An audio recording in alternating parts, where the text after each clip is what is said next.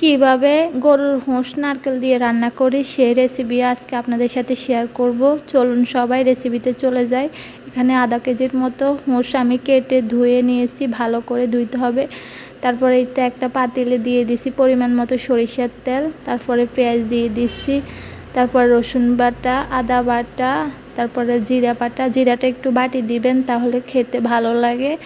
তারপরে ধনিয়ার গুঁড়া, জিরার গুঁড়া, তারপরে হলদের গুঁড়া, মরিচের গুঁড়া দিয়ে ভালো করে এগুলো মিশিয়ে নিয়েছি। তারপরে দিয়ে দিলাম একটু পানি। পানি দিয়ে 5 মিনিট এই মশলাগুলো ভালো করে কষিয়ে নেবেন, তাহলে খেতে মজা লাগে। যত কষাবেন তত মজা হয়।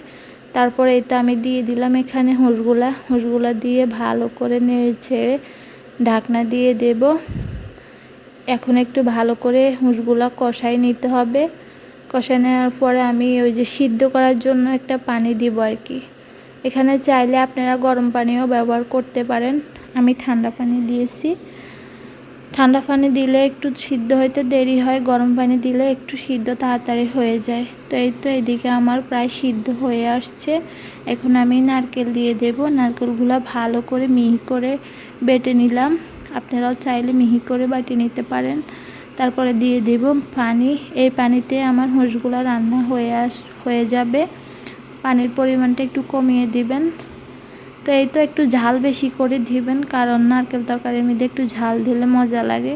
তো এইদিকে আমি একটু 4টা কাঁচামরিচ দিয়ে দিচ্ছি। আমার মনে হয়েছে যে ঝাল একটু কম হয়েছে। এই তো আজকে ছিল এই রেসিপিটা।